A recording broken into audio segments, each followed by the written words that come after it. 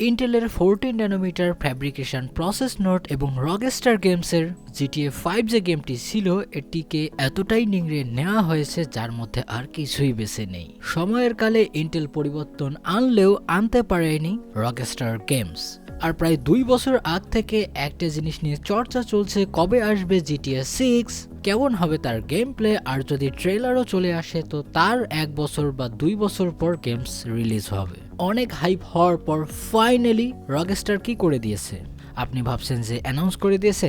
না, তারা কনফার্ম করেছে যে না, এটি আন্ডার ডেভেলপমেন্টে আছে, অর্থাৎ এর উপর কাজ চলছে। তবে কবে ট্রেলার আসবে অথবা কবে গেমস রিলিজ হবে সেটি নিয়ে আমরা এখনো কনফার্ম নই। তবে এই বিষয়ে সঠিক তথ্য পেতে আমাদের সাথে যোগাযোগ করুন। যোগাযোগের ঠিকানা রকস্টার গেমস নিউজ ফিডে। কি অসাধারণ উক্তি! আর এই অসাধারণ উক্তি দিয়ে শুরু করতে চাই আজকের tech news. Hey WhatsApp everybody, welcome back to the channel everyone and it's news time. তো তারপরে যে নিউজটি আসছে সেটি অ্যাপেলের ম্যাকবুক প্রোকে কেন্দ্র করে, কেননা তাদের যে M2 চিপস এই বছরই আসতে চলেছে, অর্থাৎ অ্যানাউন্স করে দিয়ে দিবে। ভালো কথা, কিন্তু সবচেয়ে খারাপ বিষয় হচ্ছে এটির সাথে 120 হার্জের ডিসপ্লে বা প্রোমোশন যে ডিসপ্লে হয়ে থাকে অ্যাপেলের, সেটি হয়তো বা নাও দেখা যেতে পারে। তবে শুধুমাত্র M সিরিজের যে চিপগুলো হয়ে থাকে ম্যাকবুকের লাইক M1, তো সেখানে কিন্তু অনেক পাওয়ার এফিসিয়েন্সি দেখা গেছে উইথ লো পাওয়ারের সাথে। অবশ্য এরকমটাই হতে চলেছে এবার, হয়তোবা আগের চেয়ে একটু পাওয়ারফুল হলেও ব্যাটারিকে বাঁচানোর জন্য এইসব করছে। আর তাছাড়াও আরেকটা বিষয় ভেবে দেখুন, তাদের যে M2 Pro এবং ম্যাক্স সিরিজ আছে সেটিতে হয়তোবা এক্সট্রিম লোডেড কিছু করতে পারে, আর তার সাথেও আসতে পারে এটি, অর্থাৎ promotion display. Speaking about display, অবশ্যই বলতে হবে লুকোসের কাছ থেকে আসা 14 inch ultra wide portable 4K screen. তবে উইয়ার্ড অ্যাসপেক্ট রেশিওর অর্থাৎ 32:9 অ্যাসপেক্ট রেশিওর 14 ইঞ্চ IPS প্যানেল, আর 100% sRGB কভারেজ সহ 2 মিলিসেকেন্ড রেসপন্স টাইম, 60 হার্জ, 300 নিটসের এই পোর্টেবল ডিসপ্লেটি। তবে আমার কথা হচ্ছে এরকম ধরনের ডিসপ্লে, তাও আবার 4K তে কারা এই ডিজাইন করেছে আমার বুঝে আসে না। তবে হ্যাঁ, প্রফেশনালদের ক্ষেত্রে একটু ইউজ হতে পারে, অর্থাৎ ভিডিও বা যে কোনো ধরনের এডিটিং এর সময় টাইমলাইন থেকে শুরু করে আরো কিছু এলিমেন্ট রাখতে পারে। তবে 4K ইটস টোটালি ক্রেজি। তারপরের যে নিউজটি আসছে এটি এনভিডিয়া এর জন্য কিছু হতাশা এবং লজ্জাজনক, কেননা তাদের MX 550 যে গ্রাফিক্স কার্ডটি আছে ডেডিকেটেড ফর ল্যাপটপ, সেখানেও লজ্জায় ভুগিয়েছে এনভিডিয়াকে। কেননা এটি ফাস্টার দেন, আপনাদেরকে এর আগের অনেক টেক নিউজেও বলেছিলাম এটি বেশি ফাস্টার বা গেমিং ক্যাপেবল হচ্ছে না। আর স্লাইটলি এটির Ryzen 9 5900HS এর যে ভেগা IGPU আছে এটির যে একটুখানি ভালো পারফরমেন্স করেছে, তাও আবার প্যাচ মার্কে, অর্থাৎ ইন্টিগ্রেটেড IGPUর সাথে কিছু পয়েন্টেই বেশি হয়েছে, যা অনেক লজ্জাজনক। আর আমি আগেই বলেছিলাম এটি আনার কোনো সেন্সই আসে না। তবে আরেকটি ল্যাপটপ এখানে সেন্স আনতে পারে, সেটি হচ্ছে MSI Summit E16 Flip Evo, অর্থাৎ ইন্টেলের ইভো প্ল্যাটফর্মের Core i7-12700H যে সিপিইউটির সাথে প্যাক হয়ে এসেছে ল্যাপটপটি, সেটিতে দেখা গেছে ইন্টেলের Alchemist A370M dedicated graphics card. Yes, finally directly spotted হয়ে গেছে, যা কিনা মোটামুটি ভালো পারফরমেন্স করেছে। যা বলা যাচ্ছে ডেস্কটপ গ্রেড যে A380 গ্রাফিক্স কার্ডটি হবে ইন্টেলের, সেটির থেকে 20% স্লোয়ার। আর আমরা জানি এই গ্রাফিক্স কার্ডটি হয়তোবা 1650 সুপার এর স্লাইটলি বেটার পারফরমেন্স করবে, তার মধ্যে বাদ দিন 20% পারফরমেন্স। বুঝতে পারছেন, ল্যাপটপেও মোটামুটি ভালো পারফরমেন্সেবল গ্রাফিক্স কার্ড আসতে চলেছে, শুধু সময়ের অপেক্ষা। তবে যেহেতু এখানে কথা চলছে গ্রাফিক্স কার্ডের, অবশ্যই বলতে হবে AMD এর আপকামিং রিফ্রেশ গ্রাফিক্স কার্ডগুলোর কথা, অর্থাৎ এক্সট্রা 50 ক্লাসের যে গ্রাফিক্স কার্ডগুলো এগুলো খুব তাড়াতাড়ি আসতে পারে এবং অনেক জায়গায় স্পটেড হয়েছে। বিশেষ করে যদি আমি কথা বলি RX 6950 XT-র, তো তার প্রবাবল ক্লক গিয়েছে 2.5 GHz। এটি ফ্ল্যাগশিপ গ্রাফিক্স কার্ডের জন্য বিশাল একটা ক্লক। আর তাছাড়াও এর পাওয়ার লিমিট নিয়েও কিছু বিষয় দেখা যাচ্ছে, অর্থাৎ 350 ওয়াটের পাওয়ার কনজাম্পশন এখানে দেখা যেতে পারে, এখনো যেহেতু আসেনি।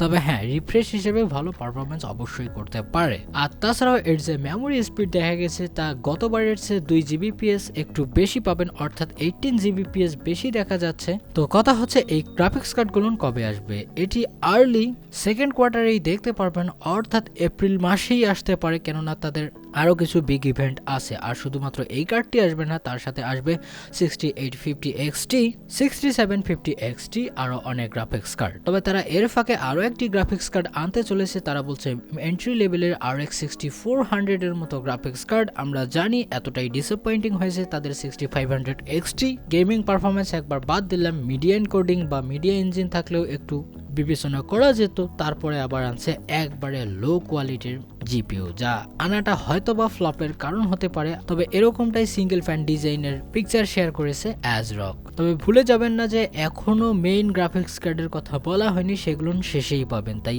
শেষ পর্যন্তই দেখুন। তারপরের যে নিউজটি আসছে সেটি ইন্টেলের কাছ থেকে। আর ইন্টেল পেটেন্ট কনফার্ম করে নিয়েছে তাদের মাল্টি চিপস মডিউলের জন্য, অর্থাৎ গ্রাফিক্স আর্কিটেকচারেও তারাও এন্ট্রি করতে যাচ্ছে MCM ডিজাইনের। তবে ইন্টেলের MCM বেস জিপিইউ আসতে অনেক সময় লেগে যেতে পারে।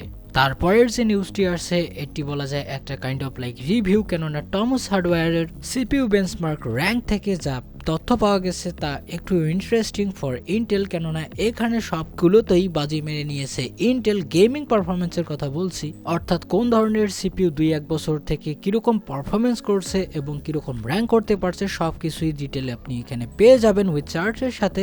লিঙ্ক ডেসক্রিপশনে দেওয়া থাকবে, আপনারা চাইলেই দেখে নিতে পারেন। By the way, Core i3 সম্পর্কিত একটা লেটেস্ট ভিডিও আসতে চলেছে, তাই মিস করতে না চাইলে এখনই সাবস্ক্রাইব করে রাখুন আর পাশে থাকা বেল আইকনও প্রেস করে দিবেন। তারপরের যে নিউজটি আসছে সেটি গুগলের কাছ থেকে। আর গুগল ফাইনালি তাদের ক্রোম আইকনের ডিজাইন ফাইনালি চেঞ্জ করেছে, অর্থাৎ 14 থেকে 22 সালের ডিজাইন এসে গেছে। হয়তোবা আমি বলতে পারতাম এটি সো কুল হয়েছে, কিন্তু না, এটি গতানুগতিকভাবে 14 সালের মতোই ছিল। তবে এখানে কালার এজে যে এজগুলো ছিল এবং শ্যাডোগুলো ছিল এগুলো সরিয়ে দেওয়া হয়েছে আর কন্ট্রাস্ট একটু বাড়িয়ে দেওয়া হয়েছে। অর্থাৎ আপনি একবার এই লোগো ডিজাইনের কথা চিন্তা করুন, 14 সালে একবার বানিয়েছে আর 22 সালে শুধুমাত্র একটু হাইলাইট এবং কন্ট্রাস্ট বাড়িয়ে দিয়েছে, দ্যাটস ইট, নতুন logo.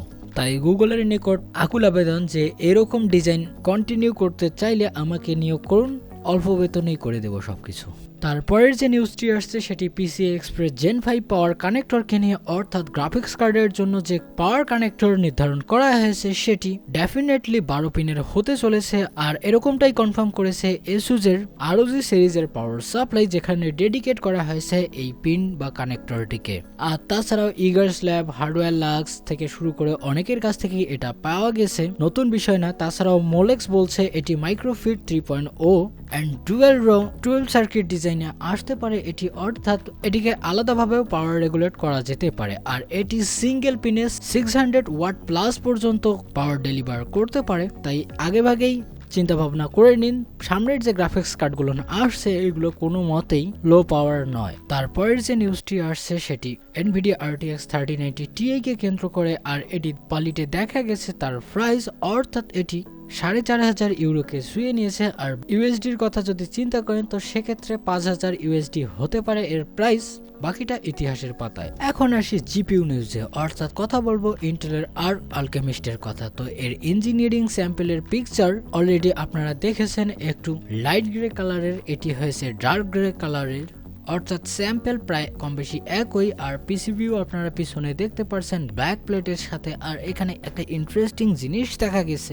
I have no idea, PCMRও এটিকে ক্লেম করেছে। এটি আসলে কি, মানে এর পারপাস কি হতে পারে, বাকিটা নেক্সট ভিডিওতে। আমি জানি এক্সট্রা কানেক্টরটা কি, তবে আপনারাই বলুন যে এটা কি হতে পারে বা কোনো কিছু কি অ্যাড করা যাবে কিনা ইন্টারেস্টিং, সেটা কোথায় লিখবেন কমেন্ট সেকশনে। অ্যান্ড ফাইনালি কথা বলবো AMD Radeon 3 নিয়ে। আর এটি কবে লঞ্চ হতে পারে? ওয়েল, এটি এই বছরই লঞ্চ হতে চলেছে, লঞ্চ না হোক অ্যাটলিস্ট অ্যানাউন্স হয়ে যেতে পারে। আর Radeon 3 খুবই হাই পটেনশিয়াল লেভেল একটা গ্রাফিক্স কার্ড মার্কেটে নিয়ে আসতে পারে, অর্থাৎ 7000 সিরিজের যে জিপিইউ গুলো হবে, ইটস টোটালি ক্রেজি হতে চলেছে as compare to previous generation. আর এরকমটাও মানা যাচ্ছে আগের বারের তুলনায় ডাবলেরও বেশি পারফরমেন্স ক্লেম করতে পারে এই Radeon 3 বেস জিপিইউ গুলো। আর আমরা জানি এটি মাল্টি চিপস মডিউলে হবে, অর্থাৎ নাভি যে 31 SKU গুলো হয়ে থাকবে সেগুলো 3 চিপের সাথে আসতে পারে, আর যেটা নাভি 32 হবে। অর্থাৎ ক্লিয়ারলি আপনাদেরকে বলে দিই, নাভি 31 হচ্ছে বা হতে পারে 7900 XT এবং 900 অথবা 7800 XT তেও আসতে পারে। আর নাভি 32 7700 XT অথবা 7700, প্রবাবলি 7600 XT, এটি হতে পারে 2 চিপলেট ডিজাইনে, আর যেটি নাভি 33 হবে এটি সিঙ্গেল মনোলিথিক ডিজাইনে হবে, অর্থাৎ বর্তমান সময়ে যেটা চলছে সেটি। তবে নাভি 31 এবং নাভি 32 টিএসএমসির 5 এবং 6 ন্যানোমিটারে হলেও নাভি 33 6 ন্যানোমিটারই হতে চলেছে, আর এর প্রবাবলি পারফরমেন্স ধরা যাচ্ছে ম্যাসিভ এবং হিউজ। আই হোপ যে ভিডিওটি আপনাকে ভালো লেগেছে। যদি লেগে থাকে অবশ্যই একটা লাইক দিবেন, আর যদি কিছু বলার থাকে সেটি কমেন্টে জানিয়ে দিবেন। আর এখনো যদি আমার চ্যানেলটিকে সাবস্ক্রাইব না করে থাকেন তো প্লিজ চ্যানেলটিকে সাবস্ক্রাইব করে দিবেন। তো আজকের মতো এ পর্যন্তই, ভালো থাকবেন, সুস্থ থাকবেন, দেখা হবে নেক্সট ভিডিওতে। Bye bye.